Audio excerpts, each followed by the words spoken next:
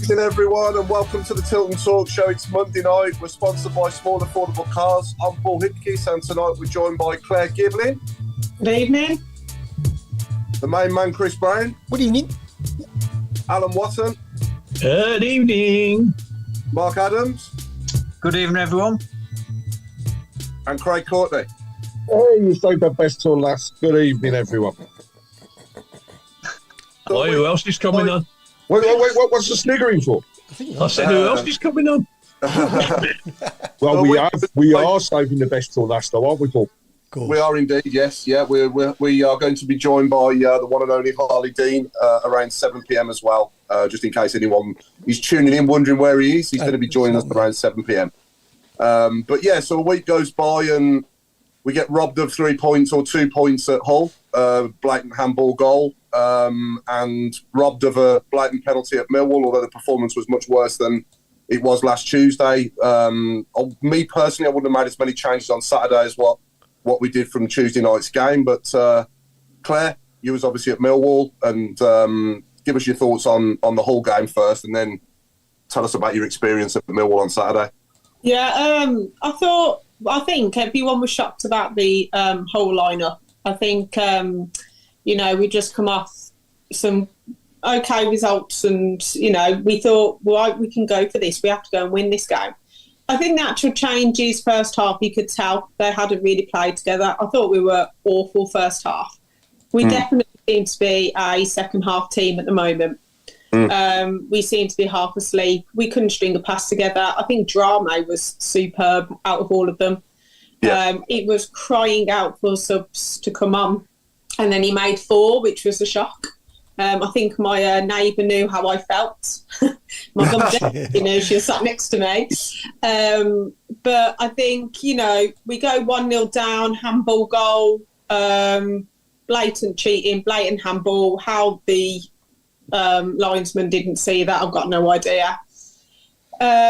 They were all over us. I think getting a point from Hull is one of our bogey teams. It's one of the teams that we always seem to either do really bad or we end up nicking a goal. So I'll take a draw from them. They are flying at the moment. I think Jukovic coming on, Pritchard ball, that's made for Jukovic. And I think Jukovic has got a really big part to play for the rest of the season as well. I think he's going to be scoring some goals that are going to be really important for us. Yeah. So really happy, 1-1 at Hull, absolutely buzzing. Left my house at 8:15, got on the coach. Took a long time to get there, didn't get there till 1:30. We stopped for half an hour, so it's mild. It's just Millwall. It was hostile. The atmosphere was great, I've got to admit. They really went for us. The atmosphere was brilliant. They were well up for it. It reminded me of when we've had managers who have played for us, like a Bruce and a Monk, and, they've got Neil Harris, who used to run, kick every ball, header everything. Never, he's Millwall through and through, and I think that's what we miss. I thought first half, we weren't great. They were up for it. You could tell that they were. Second half, we got better. We just lack that final... It's that final ball. We didn't seem urgent enough. We didn't realise we were playing Millwall. We've got, Miyoshi in the middle, Paik. They didn't seem to realise when you go to Millwall away, you've got to be stronger. Everybody looks stronger than us. Bakuna, don't rate him on the wing, I'm sorry. He doesn't do enough back. And for what Mark Roberts did for that goal, I don't care if you pushed, mate. You've got to stand tall for that. Definitely. And at the end, a handful of them came over and clapped. And to be fair, Bakuna took it all because we weren't all very happy because we had got locked in as well. We had to stay in afterwards. Pritchard took it as well, but a lot of them didn't come over. I do think we lacked that leader. We really lacked the leader at Millwall. It's a shame because it was a must-not-lose game and it's just typical 90th minute. But the noise they made when they scored and the celebrations were ridiculous. It was like they'd won the league. That's how happy they were. So I think we've got to stick together. we've got to get something tomorrow. We've got to keep it in our own hands. Do I think that we need somebody to help Venus? I don't know. A Robbo would be great. Just get him in for like 10 games. Do you know what I mean? I'll give him a lift if he needs one.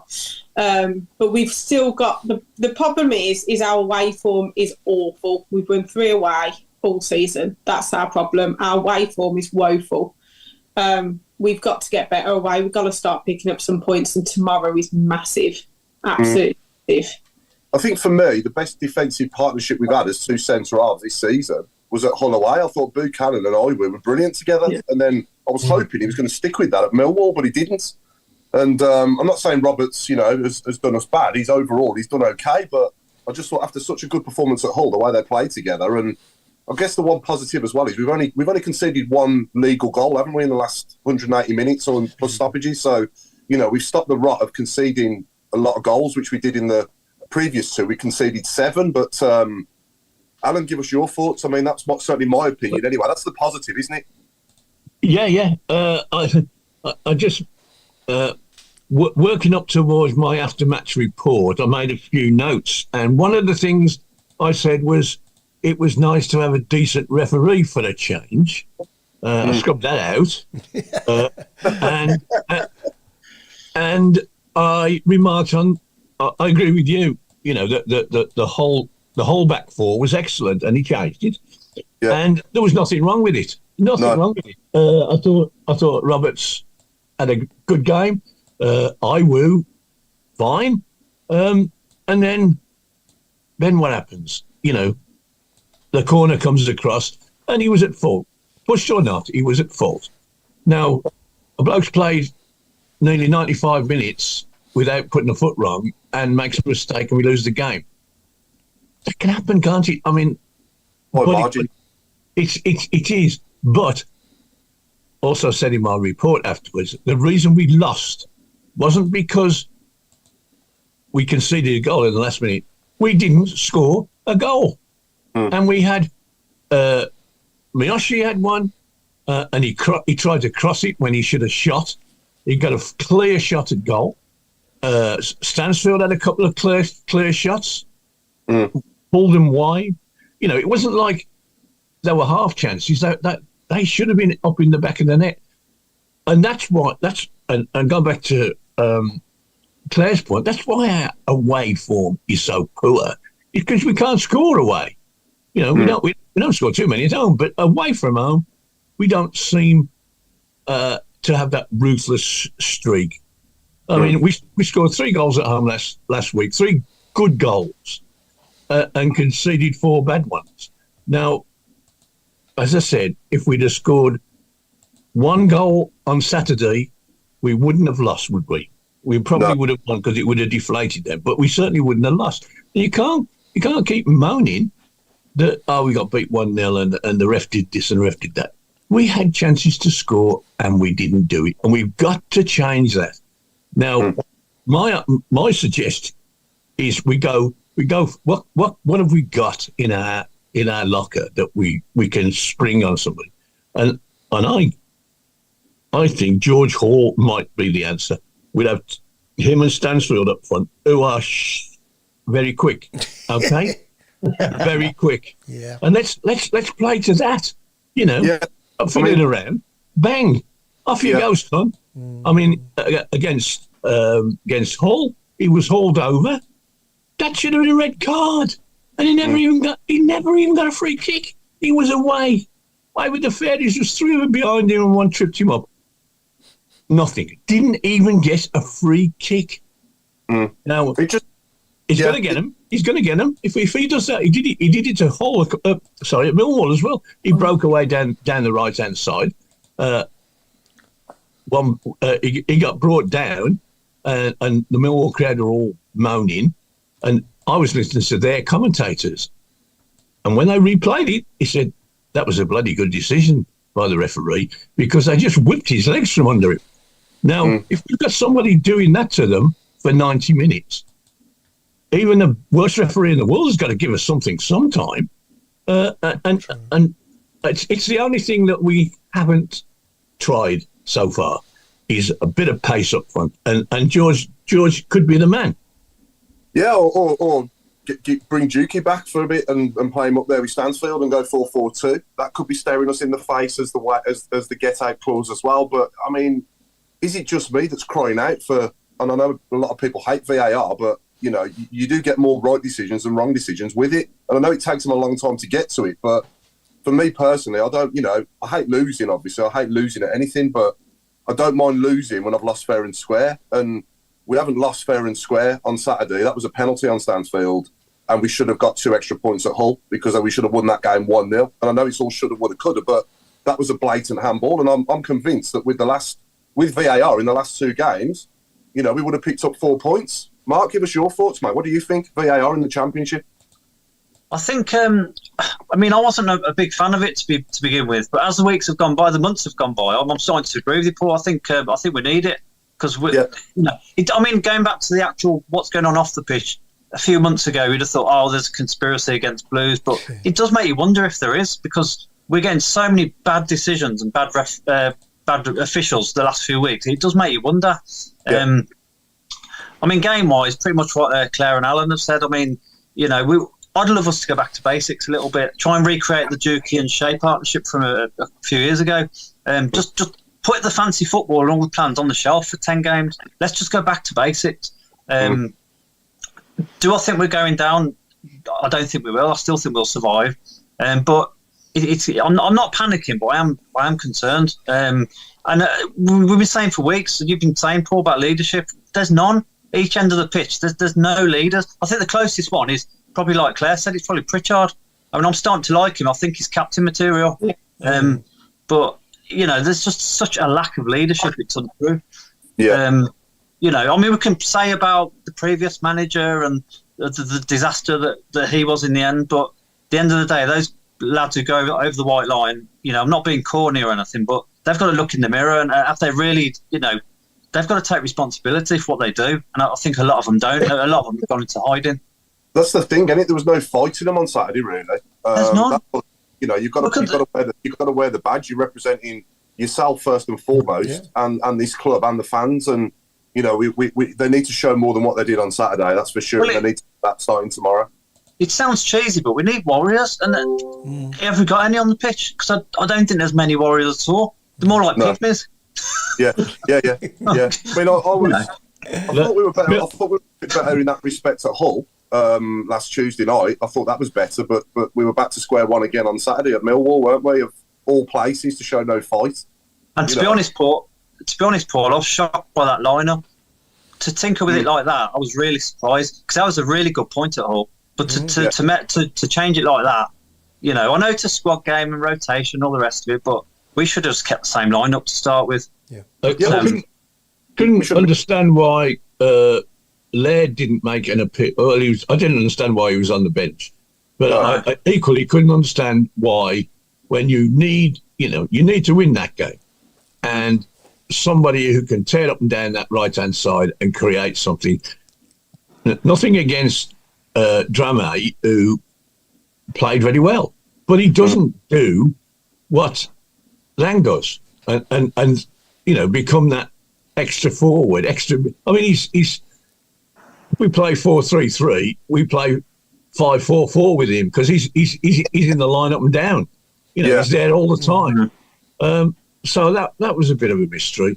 Mm-hmm. I'm not saying VAR is the answer to all of our problems. Obviously, I'm just saying that in the last 2 games, we probably would have had 2 correct decisions given in our favour with it than what we got without it. And because the officials are so incompetent in this league, you know, I just think that you need it because you've got people's livelihoods on the line. You know, you've got people's futures on the line. It's in a way, it's more important to get out of this league at the top and stay in it at the bottom than it is the Premier League. Do you know what I mean? I think, no, we've got to start actually thinking we need to not rely on refereeing decisions. We've got to start playing some football. We've got to start getting some clean sheets. We've got to start scoring some goals because we can say about VAR all we like, it's not going to come in. So we've got to now just start. We've got to start defending properly.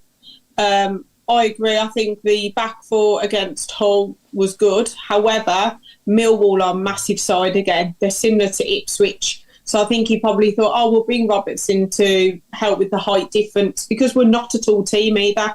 When you've got Pritchard, Miyoshi, Buchanan playing, we're not a tall team at all. So he had to bring in Roberts to play. I was shocked that Laird never came in. But this is the one thing, though. We are never consistent with our lineup.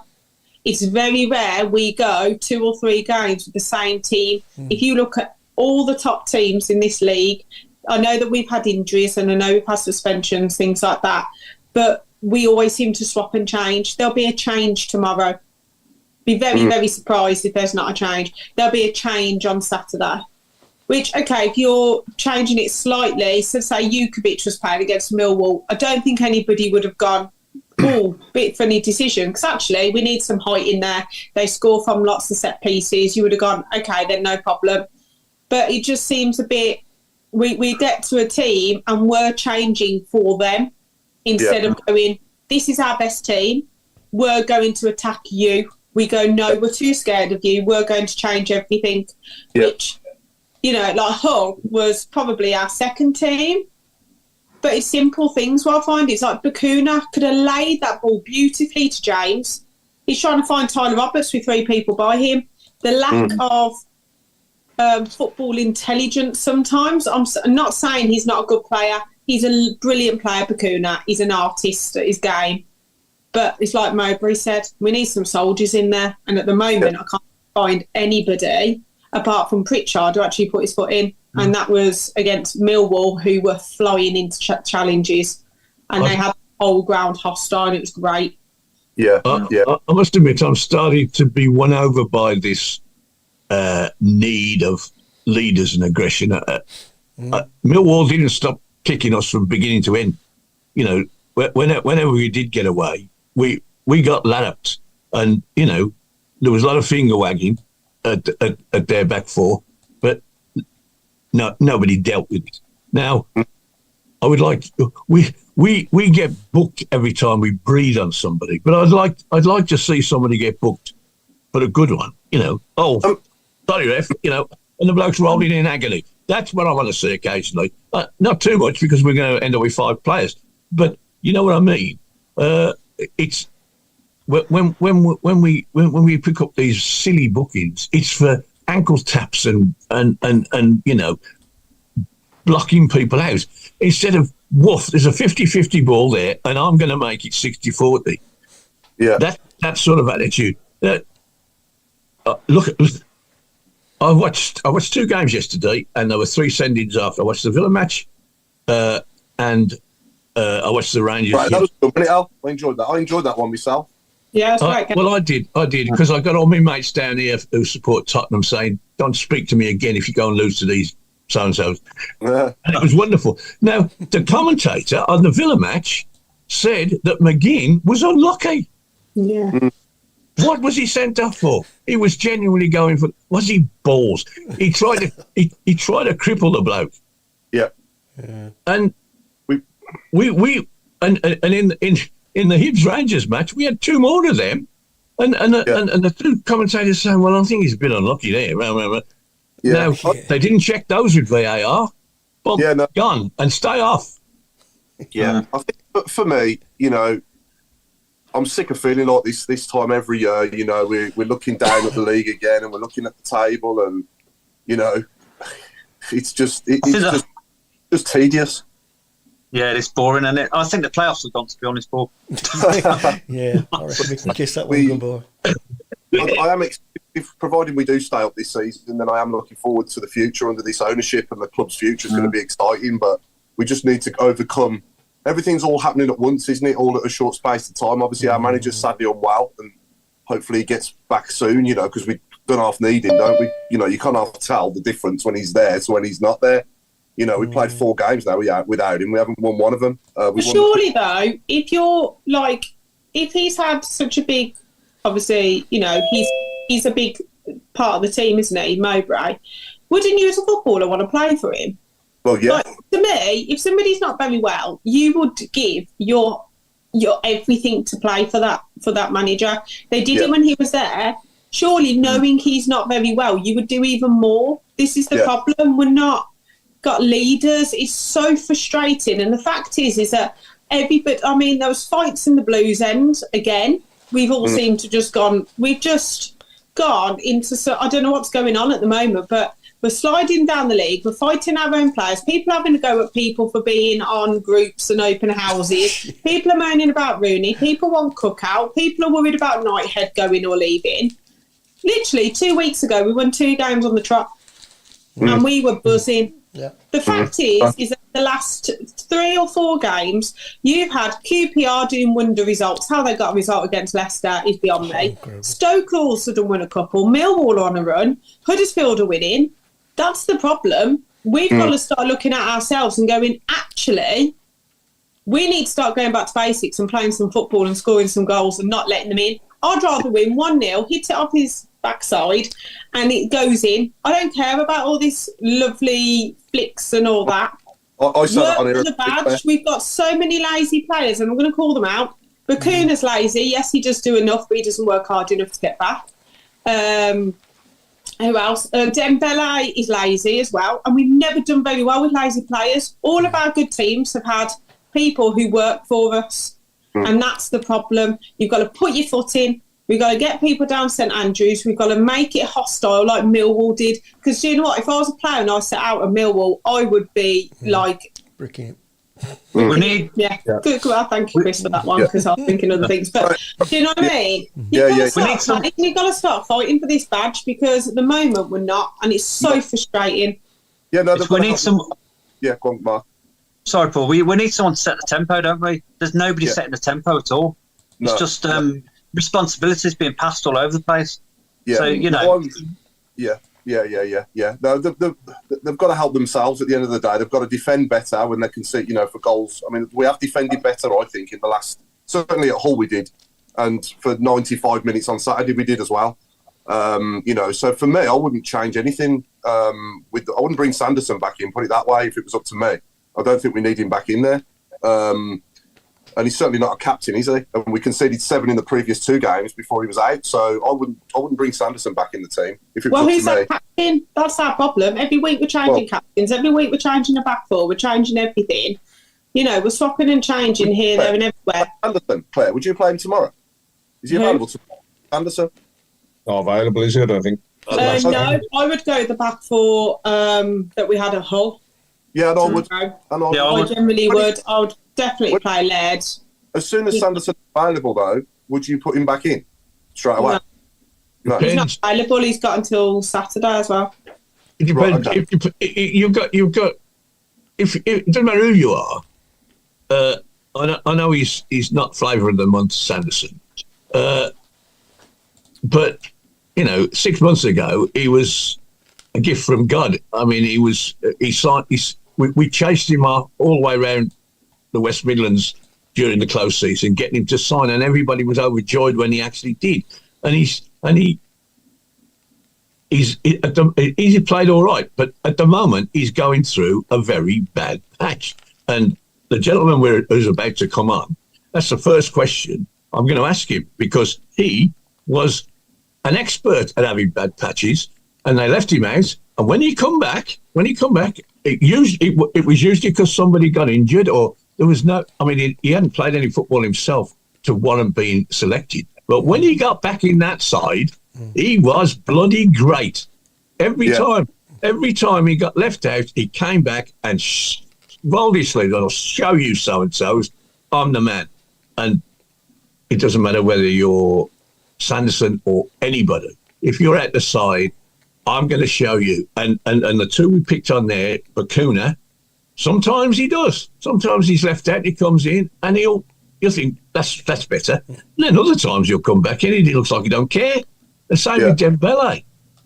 He'll come on the field and do something really good, and he goes, that's better. And then he disappears. Anyway, Craig, I was just coming to you, and then you disappeared. Talking of disappearing. Yeah, I know it's great, isn't it? It's a laptop. I was cursing, put it that way. I mean, the thing that I would say across all of this is all the players that are on the pitch, doesn't matter who they are, right? They're all playing ultimately for their job, because even there's the numerous numbers that are out of contract at the end of the season, right? But everybody else that's there is also not safe. So they need to be putting a shift in to show the current owners and the people that are behind the club that they want to play. And it's not about playing for the playing football. It's about playing for the badge. It's about playing for the club. Most importantly, it's about playing for the fans and turning up, because a sellout away end at almost every single game, spending thousands of pounds a year to see drivel, and that's what it is. But then we've also got to play our part, because the one thing was on Saturday, the fans stuck behind them. They vented at the end, but they stuck behind them. We've got an opportunity tomorrow and Saturday against teams that, we should be on par with, to be down there supporting, be loud and proud, right? The club have released a great offer. So we've got, 13,000 season ticket holders, I think, or just shy of that, right? Every season ticket holder can buy a ticket for the games, 30 quid for an adult for both games, 10 quid for kids under the age of 11, I want to say, right? There is no reason whatsoever for us not to have near enough full houses. I know it's late for tomorrow, but Saturday should be massive. Not just that, there are so many people at this present moment that are whinging that they can't go and see UB40 because they haven't got a ticket stub and they haven't got a number to go with. Well, guess what? You only need 2 games. Here's your chance. If you're that interested in the club, get off your backsides, get down there tomorrow, get down there on Saturday and back them. Because if we don't back them, they're not going to do anything. We are the 12th man. We're the 12th man throughout, and we can really, do with doing this and getting it done. We can do this, and we can be away from trouble in next to no time if we all stick together. Is the ticket office open till late tonight? And I don't know whether it's open late, but one thing I can say is obviously you can book your tickets online, and it costs. I want to say it's about £1 to get the digital ticket sent through, but. It's so easy. And as a season ticket holder, I'll put it out there, right? I'll help anyone. If they want tickets, reach out. I'll help you, and we'll sort it out. As a group of fans, we can make it happen. The club are asking for the help. Let's do it. If the players don't turn up, we have a reason to vent, but don't vent during the game. Vent at the end. I think it's good that they've reacted, and they've done this for the next 2 games, but you've got to give people a bit more notice. And for me personally, I think they should have just done it for the rest of the season, every single home game. It hasn't, I've got to admit, being on the group I was on Monday, I said about doing it more, kids for £1. Yeah. It didn't. The thing with Sunderland was it made more of an impact, but more people brought £32.50 tickets because they didn't want to miss out. Right. So with all these stuff going on, so I said, why don't we do more kids for £1, get more people in? But they went, doesn't make much difference at all. So I think just we've got an opportunity to back them to the hilt. Now, from what I understand, after the game on Saturday, there were a few home truths said in the dressing room, which I absolutely love. And the sheer fact that it's coming off players that are just signing for the club, right, rather than those that are long-lasting and been there a while, for me, that man, if it's true, and because it's all speculation, you never really get to find out, but if it's true, fair play. But that should be enough to be, don't need a team talk. Go out and show people. Yeah. Turn up tomorrow night and kick the ball like mad. Kick the hell out of everything that goes in front of them and show them what can be done. Yeah, absolutely. Yeah, absolutely. Someone joining us.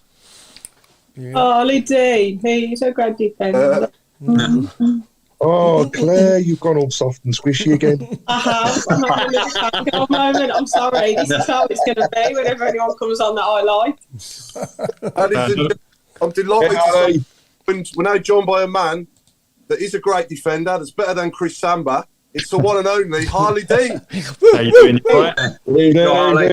All right, guys. You all right? Yeah, we're okay. Yeah. All good, all good, Good. all good. Well, Thank you very much as well for joining us this evening. I know Paul was probably about to say that, so I do apologise for stepping in. No, fine. Go on, Paul. so how's things? How you doing?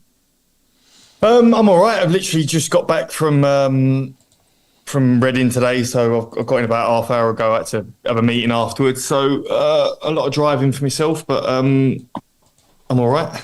Yeah, and how's things going at Reading? Oh, Yeah. Be honest. I think the less said about that, the better. Yeah, kind of good. It's sad to see, all football clubs that get in any situation like that. It's just sad to see, as a football fan as well as a Blues fan. I'm a football fan, and there's only certain clubs that I'd like to see in that mess, and Reading isn't one of them. Yeah. Do you know what's so strange about it? The actual owner has obviously invested a lot of money into the club. He's built a training ground, 70, 80 million, playing squad over the past 2-3 seasons and stuff like that, the budget they've had. So I know it doesn't look good on him right now, and this is just my opinion, but he must have actually gone skint or something, because I don't think you'd invest that much money and care about something that... I mean, the training ground, you should see it, it's incredible. Yeah. So I just want to see it burn to the ground. But, I mean, I experienced it at Blues, but that was nothing compared to what this is now at Reading. Reading's a different kettle of fish. Yeah, absolutely, yeah. And let's go back to the start of your time with us then. So, obviously, the last day of the transfer window, 2017, we've got Harry Redknapp, and we have a bit of a trolley dash. And, on the last day, we signed yourself, we signed Hotter, we signed Maxime. We signed you all three of you on the same day, was it? Or was it like within the space of a couple of days? No, do you know what it was? I come first, and Harry went to me, is there anyone else there worth taking? No, he didn't. Did he really? Yeah. And I said, obviously, Max and Yotta. That was our right side of the team, really, at Brentford. And Yotta was actually on his way up to Middlesbrough at the time to sign for Gary Monk, funny enough. Next day they was all there, and we was all back together again. Yeah, and I was there at Norwich when you made your debut as well. I saw you there, Alan, actually. I remember. And I think we had about 6 players making their debut in that game, didn't we? There was yourself, there was obviously Hotter, there was, I think Liam Walsh was in midfield. I remember Walshy, yeah. Lowy, well. Who else? Jason Lowe. Jason Lowe? Yeah, Jason Lowe was in midfield. Yeah, he was in midfield, and we had Sam Gallagher as well up front, didn't we, making his debut? And Jeremy Boger as well, was he making his debut as well, I think? Yeah, I think he might have come off the bench. I'm not sure if he started, but yeah, he was definitely... God, I forgot about him. He was a good player, he was. Yeah. He was, yeah. If you had him in... never really done it in a match, did he? I remember Sheffield United away, he played well, but in training, you couldn't get the ball off him. No.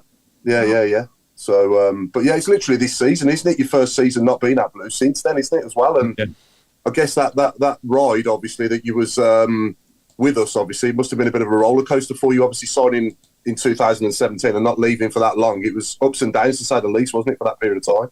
Yeah, do you know what? If you could go in hindsight, like, you always look back and go, I should have stayed at Brentford, because I was captain there. They would offer me a new contract, but Brentford come in, Harry Redknapp, I'm a West Ham fan. He wanted to sign me. You see all the signings they've made. Stocky was there, who'd been the best goalie in the Championship for my whole time in the Championship so far. And you just thought that's the way to the Premier League, but obviously it wasn't. Brentford got there first. But that's me in hindsight saying I shouldn't have left, but would I have changed it? Now, no, because I love my time there, as hard as it was. The relationships I built up. Living here, kids are both little brummies now and spell mum with an O, so yes, that's the correct way then. Well done. That's how it should be. I wouldn't change it for the world. Never really had any success, but I actually value some of the years that we've stayed up, because it's a lot harder than it looks to do. And I think obviously this year you can see that it's never really going to be.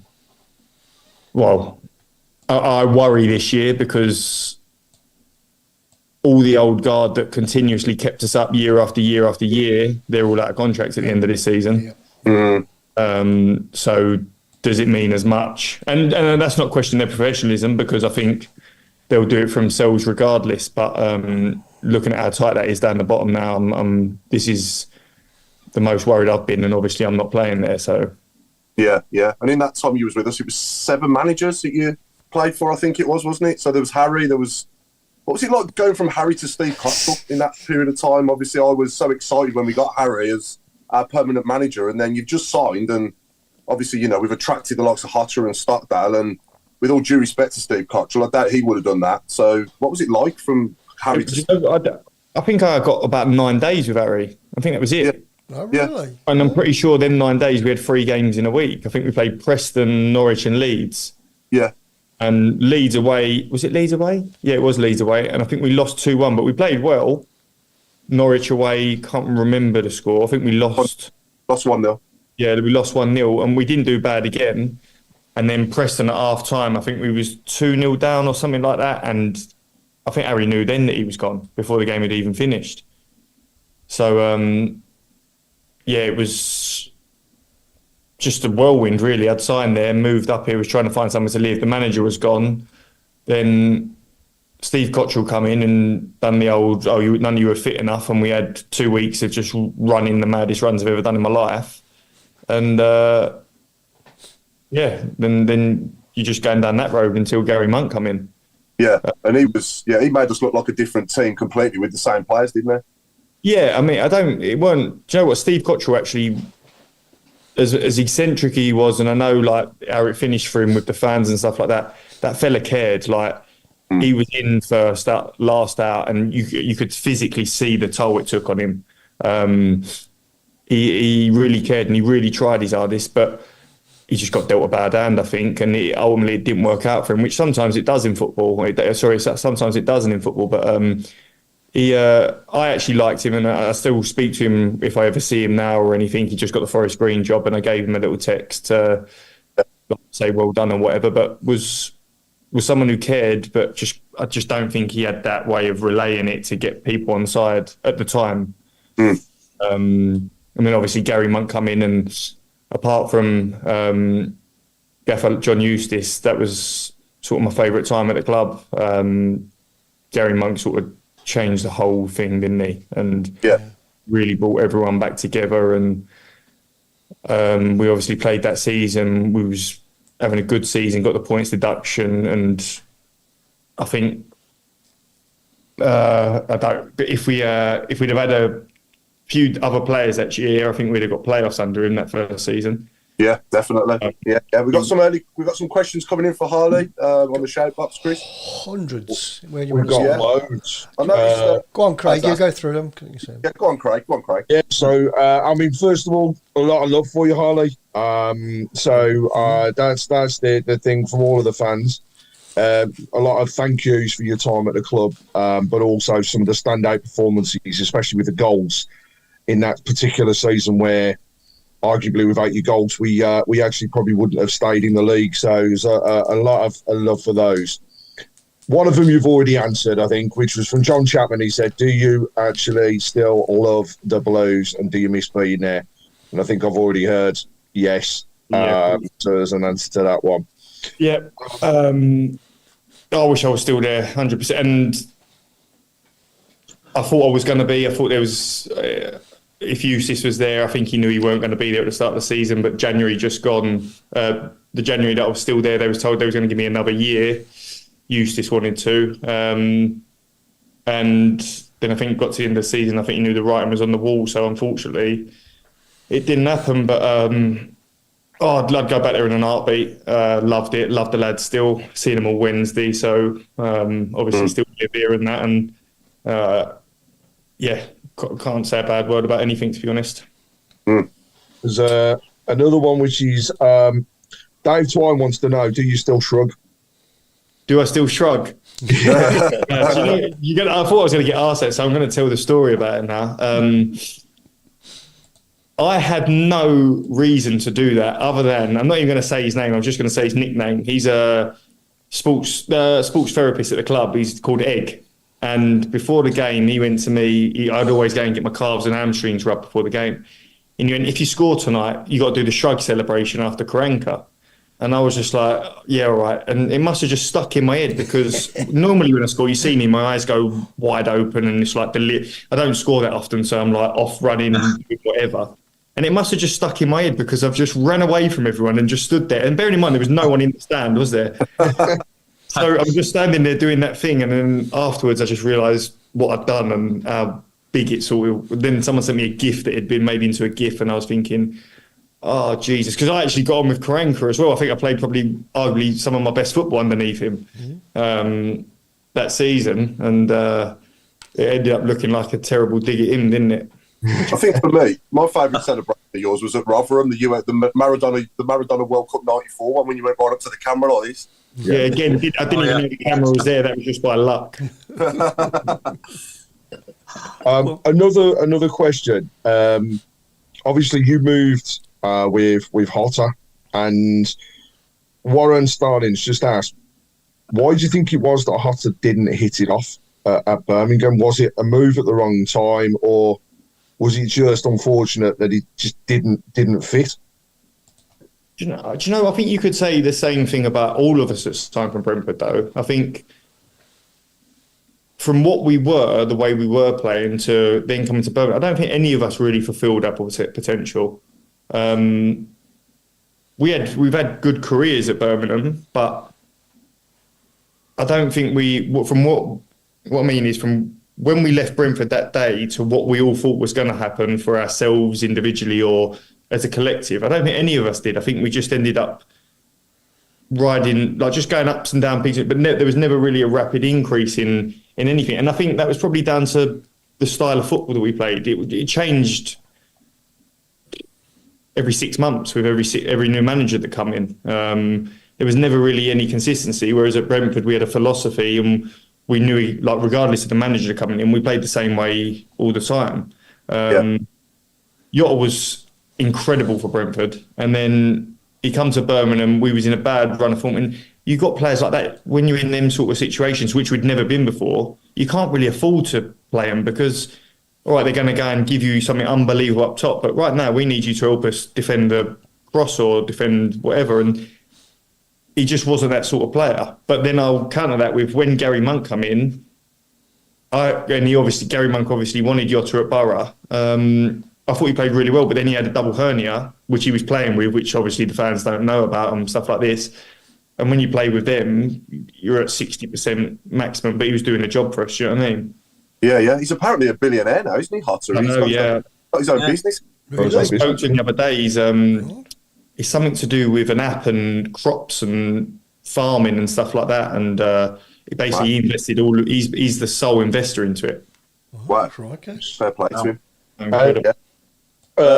One other one that's come through, sorry, Paul, is actually from, and it's leads on nicely to conversations that we've had, but Lisa Field has sent in a message from Ryan.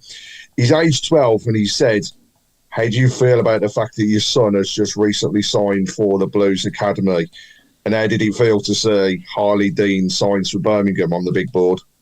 Do you know what?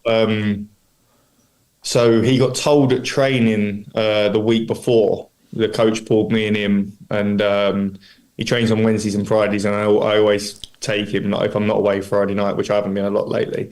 And the coach he said, look, you're going to be the first one of the age group that we want to sign to push all the other lads on. Like, how do you feel? And he went, yeah, good. And I was thinking, like, he showed no emotion or whatever. But then once he left, he got in the car and his smile was like nothing I'd ever seen before. And didn't really ask much about it, didn't really say anything. Then obviously the next week, the club had said to us, I'd come into the stadium for signing day. So I wasn't expecting anything major. I thought we'd just go in there, back office or something. And they'd done it unbelievably. We walked into reception. They'd done all the reception up there. I hadn't been back for a while. and his screen was on the back. His picture was on the back screen. They took him up. We went into the owner's box where they'd had all food laid on, shirts and like the contract laid out, and then in the back, obviously the glass backs onto the pitch, and on the big screen his picture was up.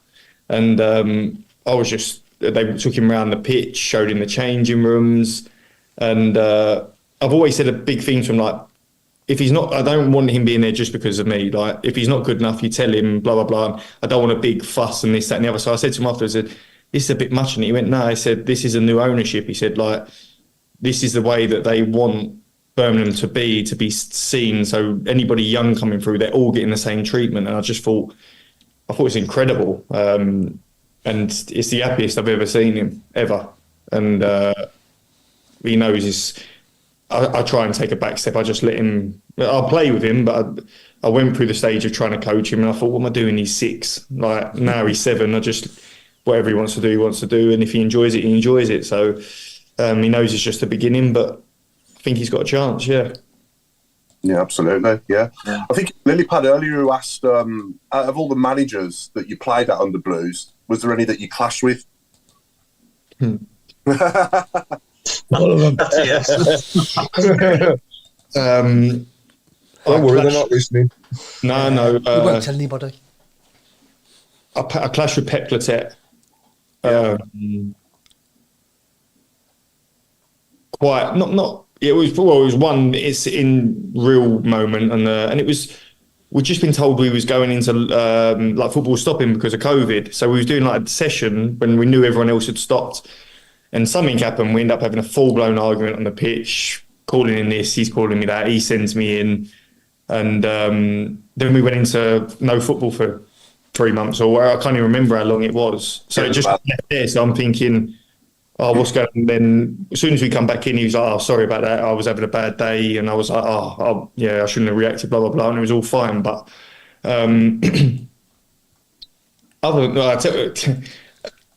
Steve Cottrell, obviously when he first came in, he didn't play me for the first few weeks. And we was away somewhere. And it's a funny story. We was away somewhere and he went, right, I was sitting there having food, and anyway, I stayed and watched the game afterwards, and all the lads went up to their room or whatever, and Steve was sitting over the other side of the room, and he ends up coming to sit with me, and he went, you're the only one watching the football, and I love football, I always watch it, and he went, right, we're going to have a conversation now. He went, I want you to put here what you think of me before this conversation, I'll put here what I think of you before this conversation, then afterwards we'll go back to it. And I was like, all right. So he's put his, I've put mine. We've had a conversation for an hour or whatever. And he goes, what did you put? And I put, a bit of a prick. and he went, well, I said, what did you put? And he went, he put Essex wide boy. And I went, oh, that's a bit strong. And he went, well, that's what I thought. That was my preconception of you, like from being in here for the past. And he went, has yours changed? And I went, yeah, like, I think you're good as gold. I don't know where the problem's been. And he went, mine's changed to student of the game. Well, as soon as he did that, someone's heard him, and that's all I'm getting called from all the lads for fucking 3 months. That weren't really a clash. That was just I suppose we needed that conversation to happen for him to change his opinion on me, really. Yeah. Alan, I think you had a question for Harley, didn't you, as well? Yeah, mate. We were discussing the current team and players who've fallen out of favour and not playing as well as they should do and all the rest of it. And I said to the group that you were coming on, and I said you were the prime example of somebody who'd had downsides to your career with Blues, and you'd been left out or you'd had it up, whatever. And I said, but every time that you did, when you came back, you were outstanding. Yep. It was like you rolled your sleeves up and said, I'm going to show these so-and-sos I can play. Mm-hmm. And if you was manager of Birmingham now, and we told you which players we were talking about, would you put that to them, saying, don't grizzle, don't moan, just roll your sleeves up and get out there and do your job? Because that's how I always saw you. And I said to people, I'll have Harley Dean in my side anytime, whether he's playing good, bad, or indifferent, because you know what you're getting.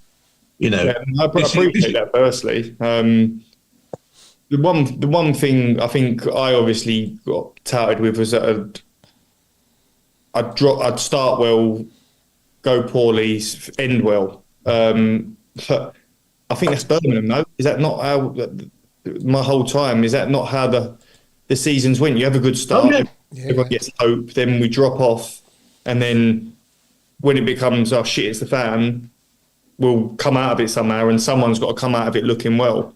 I think there's always been scapegoats as well. Before me, it was Groundsy. I think Robbo's had his time with one. I even remember a bit last year, people getting on Big Jukie's back, and I think that fella is the epitome of Birmingham for me. Right? I don't know. Obviously, I didn't hear who he was talking about in the current crop. We're talking about them all. To be honest, we've all got people who we pick on. It's his fault because he's not doing this. You know, that's football. Everyone's got their own opinions, and that's I suppose it's how they deal with them opinions if they are listening to them. I think that's what this relates to. Sort of what I said at the beginning of the show. This is why I'm more worried this year, because the older ones you've always relied on, they're not going to be there necessarily next year. I think they're out of contracts and stuff like this. So then you're relying on your Dion's, who's a proper lad, who's a fighter. I imagine Big John might have another year. I'm not too sure, but he's not going to let no one muck about. But then you've got a lot of new lads that I don't know that have just signed this year, and I don't know their characters. I don't know what they're like. I don't know how driven, how determined they are, if they know the severity of the situation. So from being on the outside, it's quite hard to sort of say anything about the current crop now, because I don't know that many of them, but the ones I do know, I know that they will be showing the importance to everyone, rolling their sleeves up and doing it daily in training. Well, it's interesting, Harley, that you said that, because Dion is one of the ones that is at the moment getting a bit of stick. Right. You know, he's not playing his best. He's not rolling his sleeves up and you know, he's out of form, and I don't think he really knows how to get back into form. The only thing with Dion, pardon?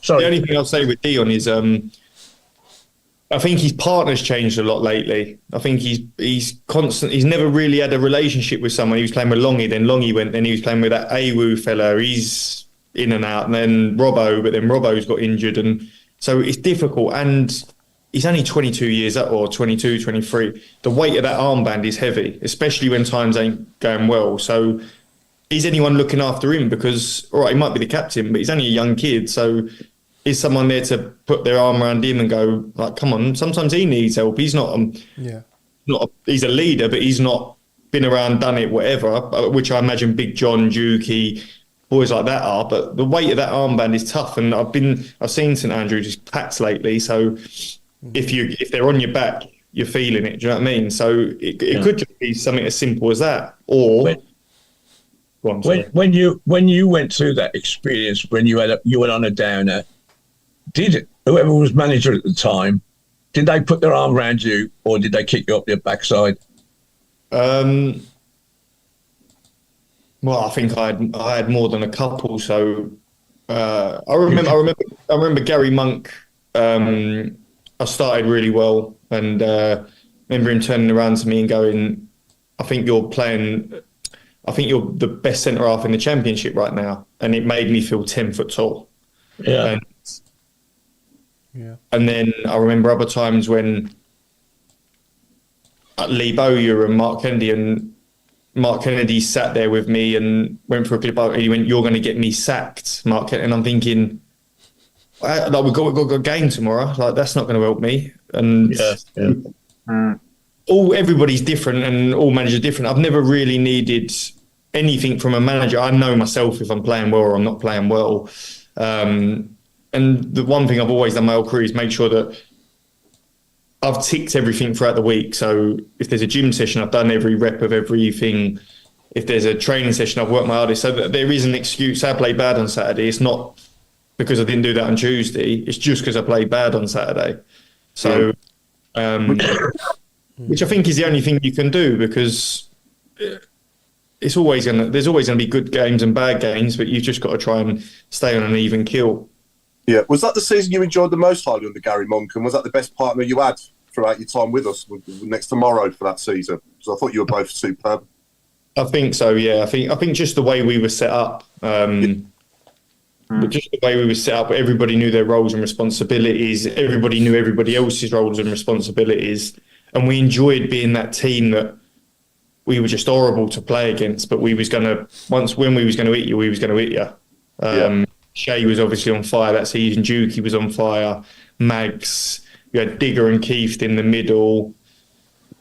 We were just a good, solid team. And I think we played how Birmingham play. We was a solid counter-attacking team, big on set pieces and big on challenges. And it was similar with John Eustace last year as well. I really enjoyed the way he played. I know people might say it might not look the best, but I did think it was effective. And I just think when we had Gary Monk, we had a better quality player. Yeah, no, absolutely, yeah. Claire, have you got anything you want to ask Harley? I know we've got quickfire questions coming up, but have you got anything you want to ask him yourself? Hi Harley, by the way. Hi.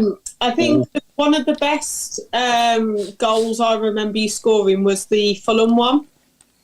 How was that in front of a full St Andrews? Because it was literally bouncing that day. I think that was that my. I'm not sure if it was my first ever goal either. I think it was, yeah, for us, yeah. I think it was. So a little backstory into that: we was in the dressing room beforehand, and I'm never really one to speak in the dressing room or anything. I think it's a bit for show, and I'll just say if I speak, then it's the way I work off of someone that I grew up playing with, and when he spoke, he listened. Because he didn't speak that often, but when he said something, you went, oh, right, you've got to listen to this. So I ended up saying something just before we went out and got a bit carried away and don't really remember the ins and outs of it. But fast forward probably a year, not the next season after, we played Leicester in a pre-season game. Brendan Rodgers was the manager.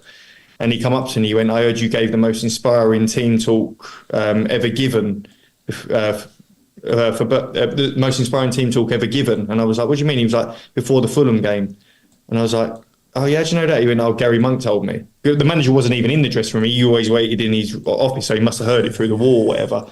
But my point is that I think that me giving that, I just hyped myself up. And we knew that they were going out there to get promoted that day, and we knew we had to win to stay up. And I just think to a man, we was all sort of on it, and scoring the goal just seemed like it was, just one of them things that was meant to be because I'd already said something beforehand. What are you doing tomorrow night, Harley? Give us the team talk. I'll probably be sitting on the bench against Derby, if I'm honest. I was going to say, going back to the current day, Harley, we've been talking earlier about, if we're not going to have a manager in the dugout possibly for the rest of the season. Do you think there'd be a benefit in getting yet another sort of interim manager in? Would you stick with the number two? How would you feel if you were a player and you saw like a Neil Warnock, for argument's sake? Do you think that would inspire him to raise the game, or do you think it's not worth it, or what's your take on it? Do you know what I finally think? I think they had the right appointment in Johnny Eustace, but I think since Gary Monk, I think Tony Mowbray's the right appointment. Finally, I think he's 100%. Yeah, everything that Birmingham's needed for a long time.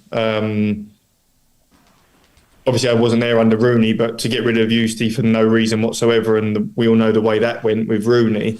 I think they made a mistake in getting rid of Eustace, but now I think they've got Tony Mowbray, so he obviously trusts his assistant, and I imagine the lads respect him because they respect the manager. So bringing somebody else in now would be typical Birmingham, but I don't think it needs to happen. I think I'm sure he might not be there day to day, but I'm sure he's having input and stuff like that on the team. Yeah, Bill Mint's asking, do you ever come and watch us now? Have you been back to the game since you left? When have I did get to a match. What did I watch? So I'm always sorting tickets out. I've got a lot of friends around here, and I'm forever sorting tickets out for the lads. But I went to Oh, it was a Sunderland game, 4-3. Oh, right, okay. Oh, Yeah. was it? Yeah. No, that's it. Just one. I've been obviously with Reading, so games usually clash and stuff like that. But and even Friday nights, really, I'm not really a fan of going on a Friday night because you don't get home till too late, and if we've got to play tomorrow. But I watch them whenever I can on the TV and stuff like that, and obviously still got a massive interest in them. Mainly because I've got a lot of friends there. Yeah, absolutely. What was the high and low points at Blues, and what advice would you give? What advice would you give now you've moved on? I guess he means to obviously the lads now. That's from Nigel Mann, so one of our regular viewers. Highs and lows. I think the low was the low was when I got left out with Bowyer. That was low. And I think the high was coming back under Eustace. You scored at Stoke, didn't you? Yeah. Remember that? My dad had come to that. My dad don't come to all the games, but he decided to come to that one, and he took little Harley with him. And I scored, and they was all singing the Harley Dean song, and little man thought it was for him. My dad was going, "They're singing for you," and he was like turning around. And that was one of my favourite moments, actually. That whole game, I just loved everything about that game. I think them and the advice of the current crop now is just got to buckle up, because it's going to be a ride for these 9 games. You've just got to try, and I'm not too sure of the fixtures and stuff like that, but I've never seen it tight as it is down the bottom now. So just listen to the likes of Dukey, Evers, Big John, Robbo, because they've been there, done it, and they know what's needed. Do you know what I mean? Yeah, 100%, definitely. Ian Clayton's asking, I'll follow on this question as well with another question. So how good can Scott Hogan be? And do you actually think, he's just said how good can Scott Hogan be, but I'll also add to that, do you still think he could do a job for us now as well? Because we are lacking goals. 100%, but that's football, isn't it? Like, it's like saying that about Dukey. Do you think he can still do a job? But he proves every time he gets a chance, he can still do a job. Scotty is probably one of the best finishers I've ever played with, but he's just got that thing about him that just makes people think that he's not asked. He's got that demeanour, that moping sort of, but it's just the way he is. Like, you speak to his missus, he's like that with her. It's not, that's just his... He's quite laid back, is he? Quite a laid back character. Yeah, he's the most laid. Like, I've known him for, 10 years now, and we're all family, the friends of family and stuff like that, and he's just a laid back person. Like, I don't care or whatever, but that's just, he needs to be himself for him to produce, if that makes sense. Yeah. The minute he starts getting on his own back is when you see him miss chances that you expect him to score. I'm not too sure. Like, I know he's not getting the rub of the green. I know he's not involved and stuff like that, but that could be political, contracts, etc. So I don't know much about that. But at the same time, I think you've got the boy up top, Stansfield, who's having a real good season. So sometimes you're just down the pecking order. Yeah, definitely. Do you remember scoring in this shirt, by the way, at QPR in that mad 4-3 game? Yeah, out of absolutely nowhere, just jumped up free header. Yeah, that was a crazy game. And Campy saved the penalty, didn't he, in the last minute?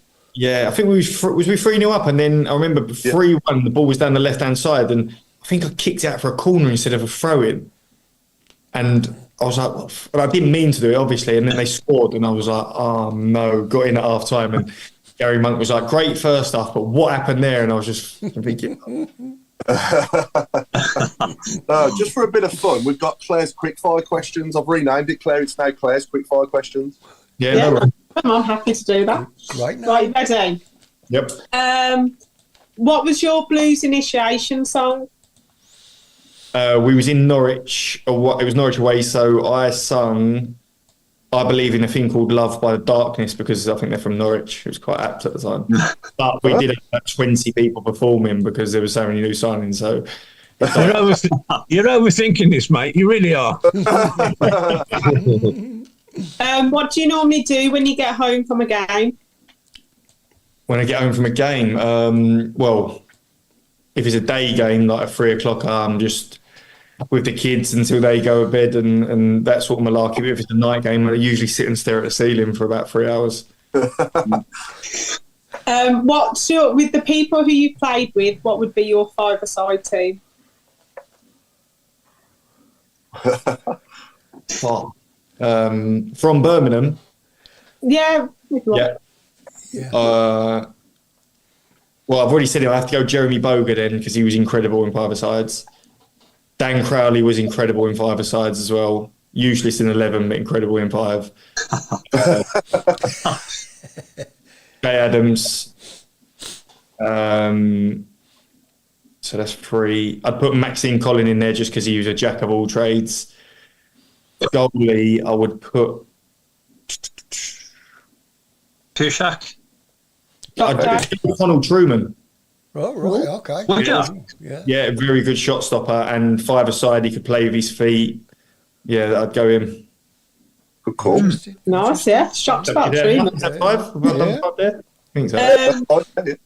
Yeah. Who's the best player you've played against?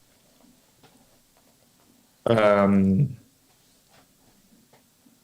the year it was Chelsea, so it was Hazard, Willian, and Fernando Torres. Yeah, them 3, they're just one touch to each other everywhere. Relays. Who's the best player you played with?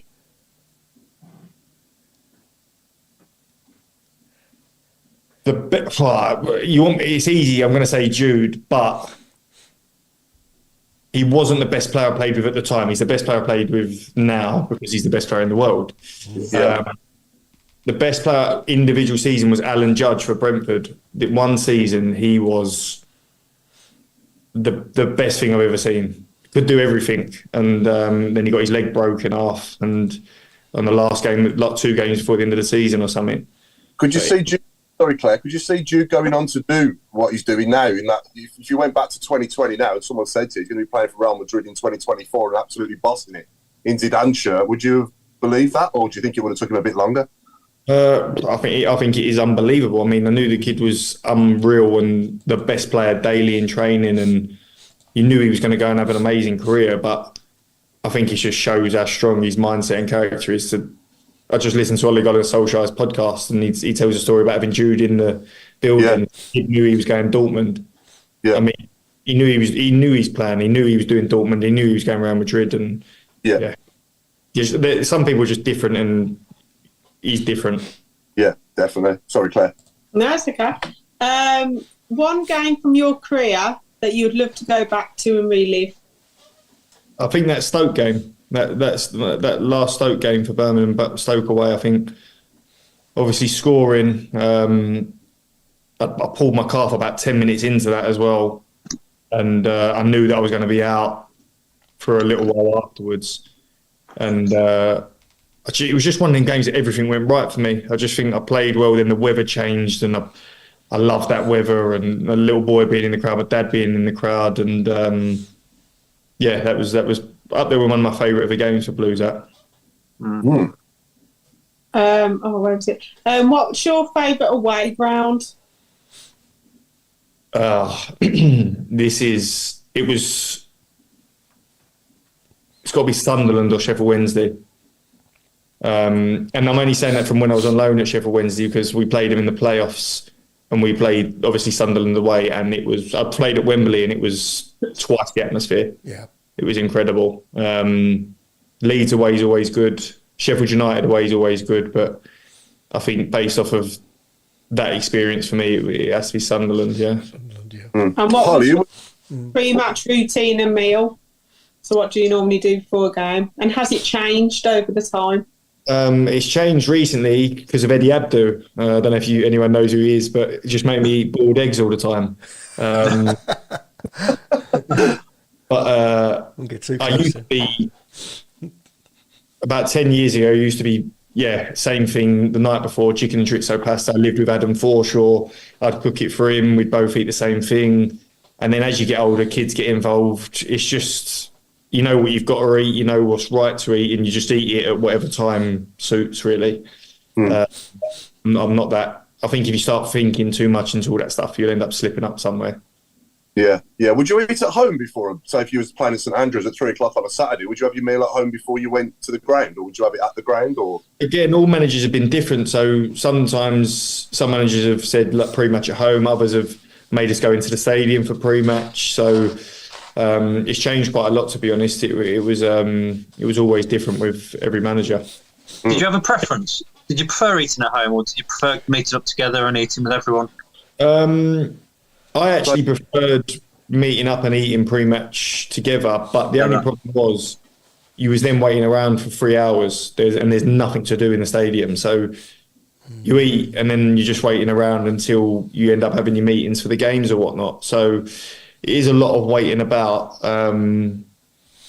But that was my preference, and that was probably a bit of laziness because I didn't want to cook myself as well. And save the washing up as well. Yeah, exactly. Any more, Claire? If you weren't a footballer, what would you have been?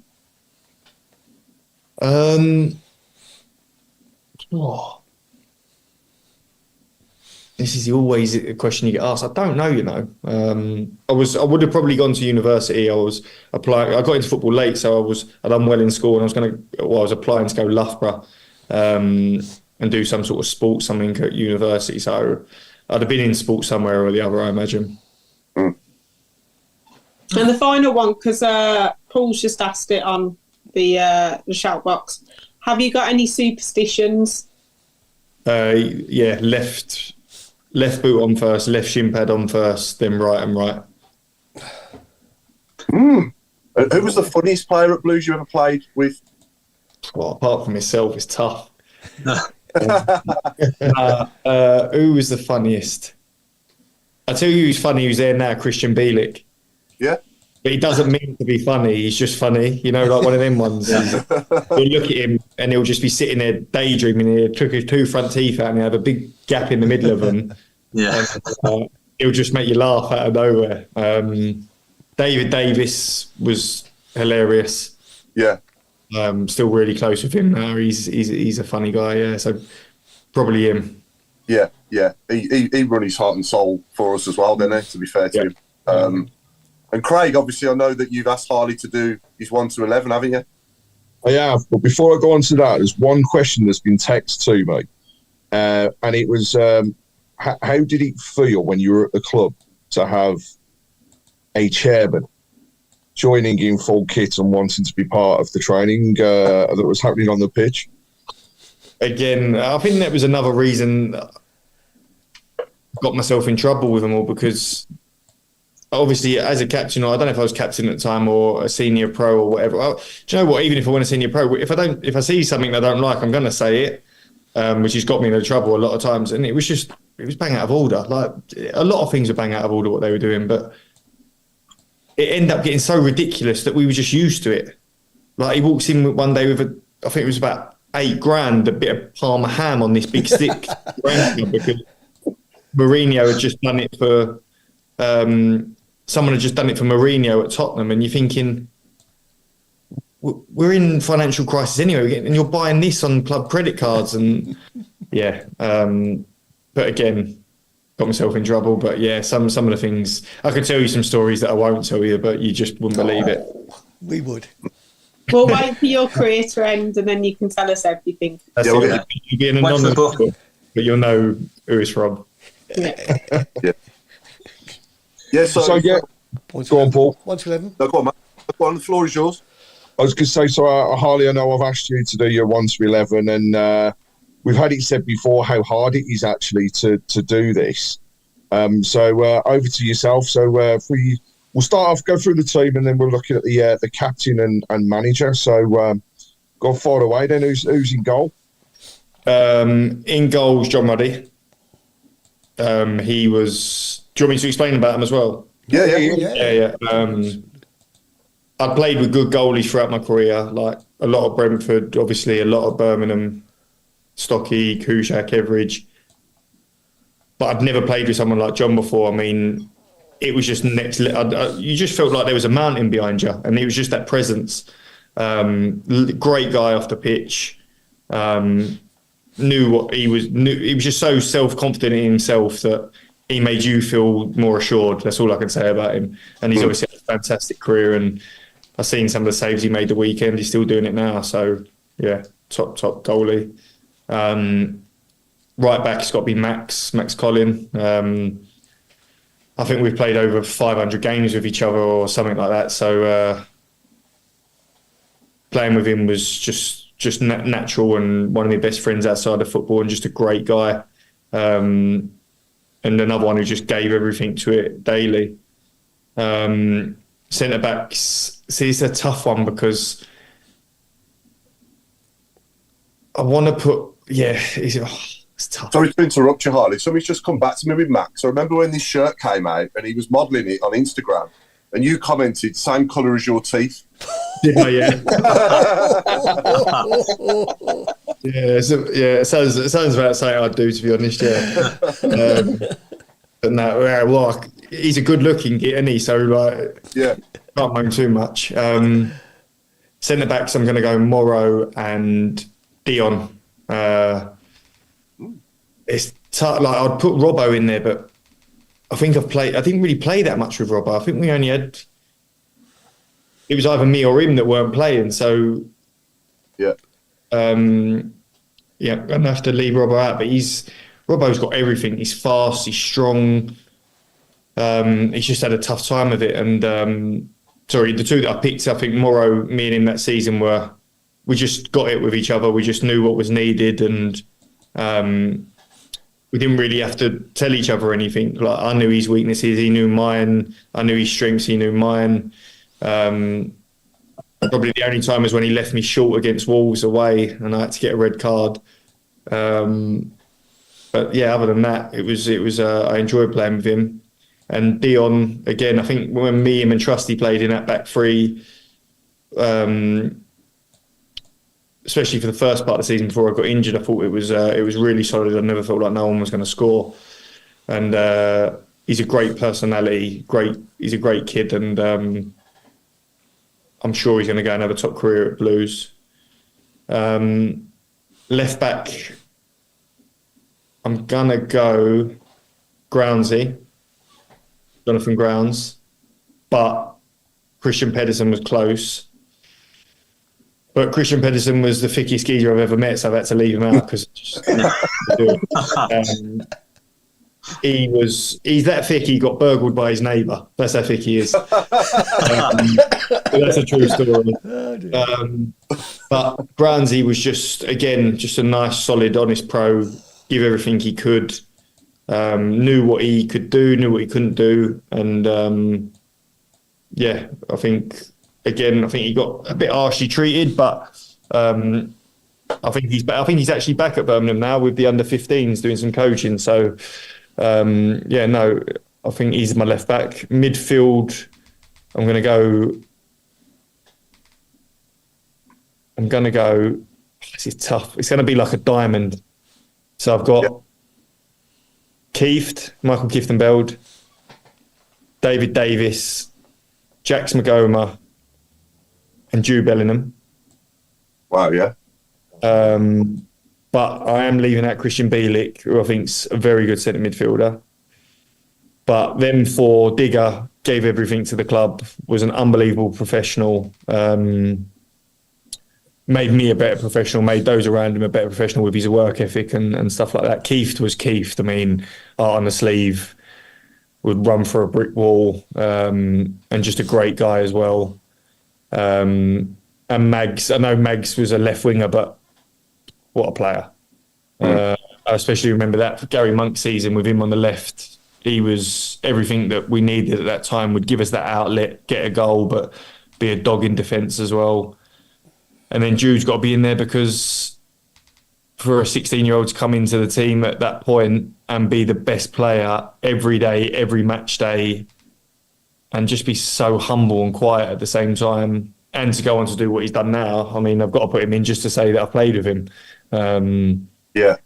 Next level. And then two up top is Shay and Juki.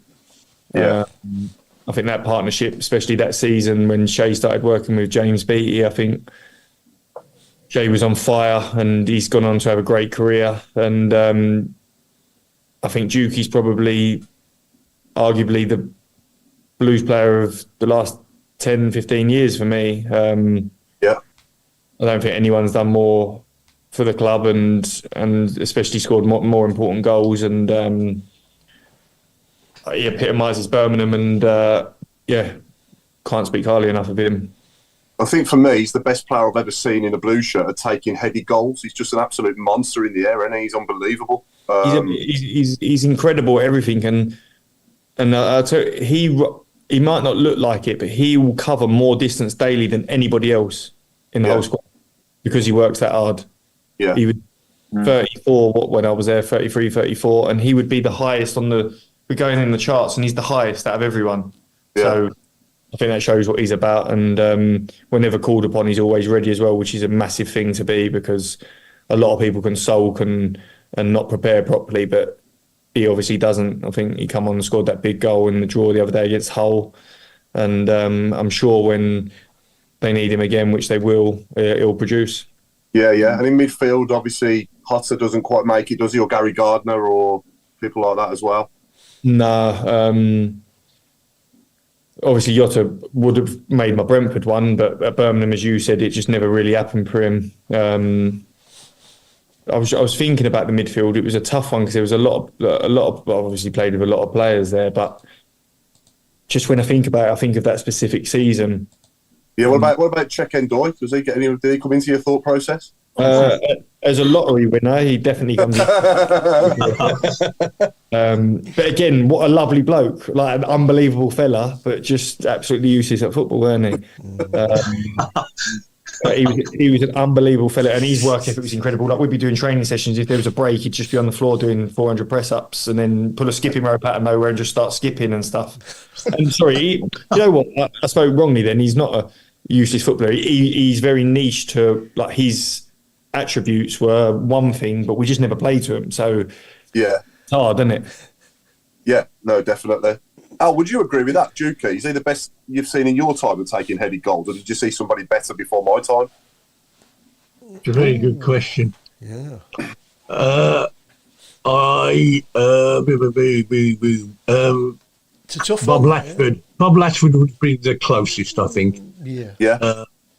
He used to head not only the ball but the goalkeeper as well. And going back a bit further than that, even Ken Leake was a great header of the ball, but certainly for the last 25, 30 years, there's nobody been close.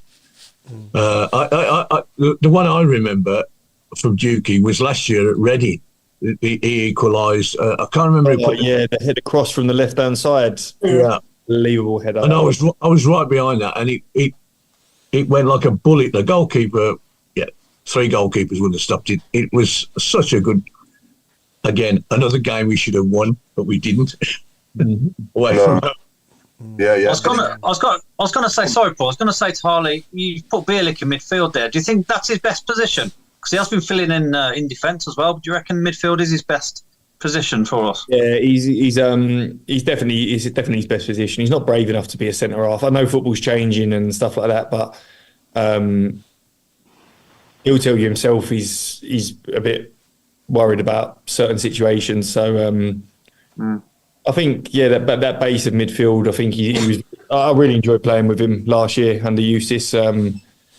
But again, obviously styles change and then it affects people. Obviously, Rooney come in and wanted to play all-out football, and when you haven't got the players to do that, it's gonna be difficult. And I've seen a lot of managers come to Birmingham and try and do that, and unfortunately, it never really worked.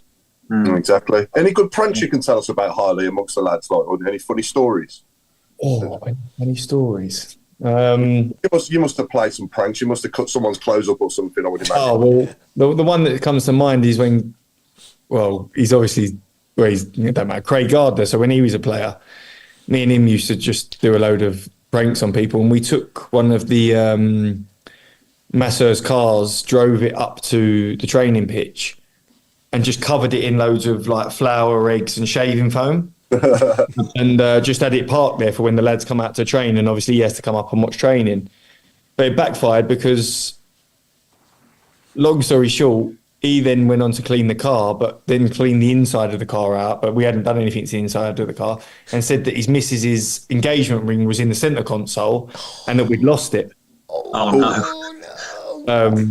Which we obviously didn't, but we didn't argue with him, and we obviously then had to replace the engagement ring. Yeah, that was one of them. I've got a great one. I got it on video to Juki actually. Before the changing rooms got done, he used to wear these terrible shoes because one thing about Juki, he is tight as they come. So he'll wear this same pair of shoes for 10 years. And I just had enough of them. They were annoying me. So he used to put them up in his locker and shut the lid on them. So I've got a load of super glue and I've glued the bottom of them to the obviously the locker. So I've got a video and he goes to take them off for 20 minutes. He's trying to peel these shoes off. He's got another one of the physios, Harry, pull him on.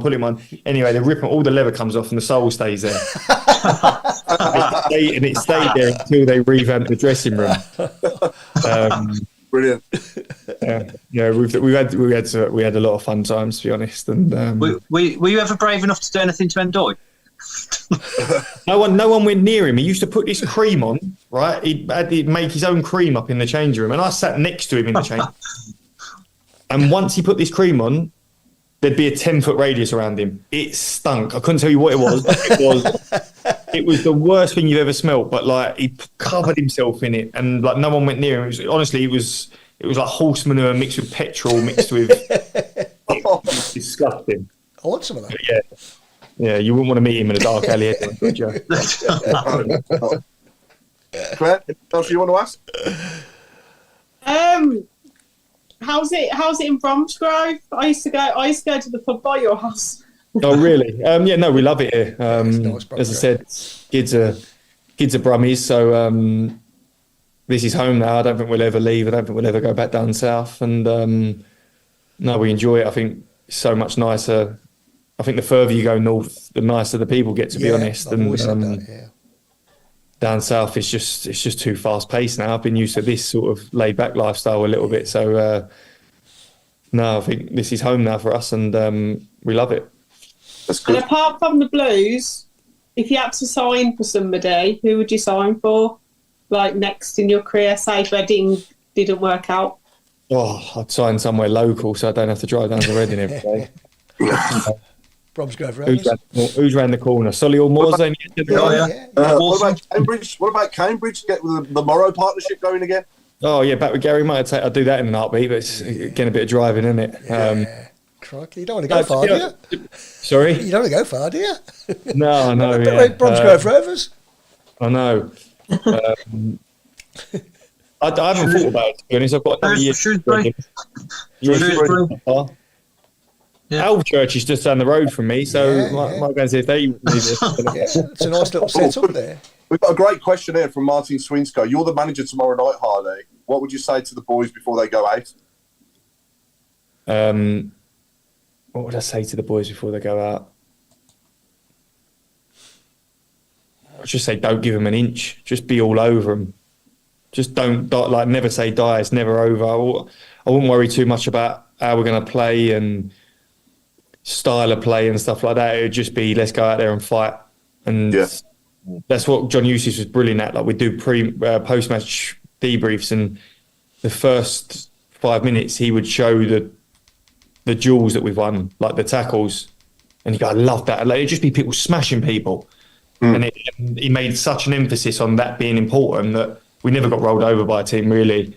I think football's going away from that for me. I think it's all tippy-tappy now and a lot more tactical, and the championship's the championship. Do you know what I mean? You just got to roll your sleeves up, have a fight, be good on set pieces, and like, I'd love to watch the Millwall Birmingham game the weekend. I know you obviously got beat, but I imagine that was a proper old school championship match looking at it.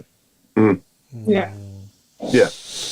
We've come to the end. I want to end the show by thanking you for all your efforts for us, Harley. You know, you ran through a brick wall for us during the time with us, and you was a good captain as well. And thanks for all your efforts, mate. And thanks for the time and memories, mate. And that goal against Fulham, I think, is my best memory of you. You know, that when you scored that opening goal in that game, it was massive. And the sun was shining. I was in the Legends Lounge that day as well, so it was a good memory of mine. And it was Paul Robinson, and I know Paul pretty well as well, and it was his last professional appearance as well. Didn't they, late on? Yeah. Robbo's a great guy as well. Again, that's what I was going to say. Like, who's probably all of your guys in the last 10 years, your favourite Blues player? Like, that's I'm relating that to Juki and people like that. I mean, the most important for me is Juki, but you lot supporting in different ways. I think for me, like, I'd go with Juki. I mean, I love Jude, but like you say earlier, he wasn't as the level he's at now. As much as I liked him, but Juki just sums everything up. He's just different level. Yeah. I think for longevity, I'd agree, but I think Robbo as well did well for us. You know, he was an important captain as well. Certainly during some really, really tough times as well. You know, it was even worse then. So yeah.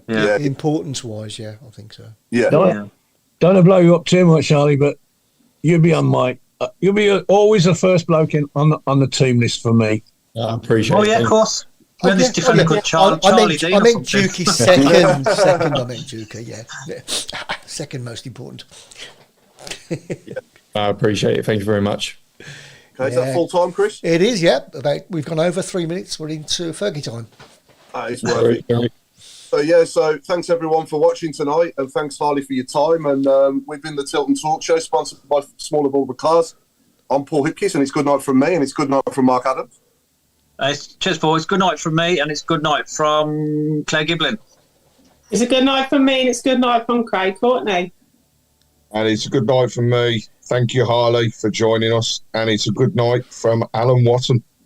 It's good night from me. I've managed to keep my cough under control. And it's a good night from Chris Browne. And it's a good night from me, and it's a good night from Harley.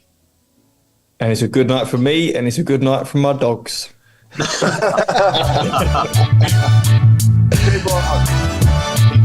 you. Cheers, Harley. He never gives a ball. Thanks a lot, guys. See you all later. Cheers, mate. Cheers.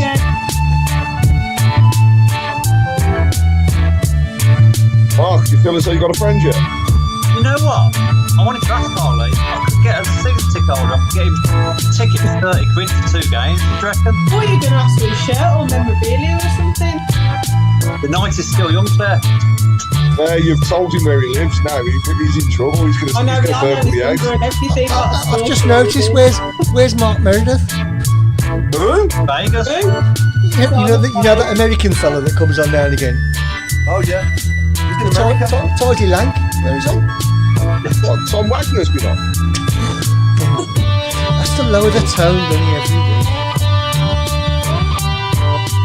Mark, are you slopping out tonight? As always. Why wouldn't I, Craig? Don't use the rope. He was really good. Yeah, he was up there with Morrison, I think. He can talk. He's a good one because he'll talk and then tell you an answer.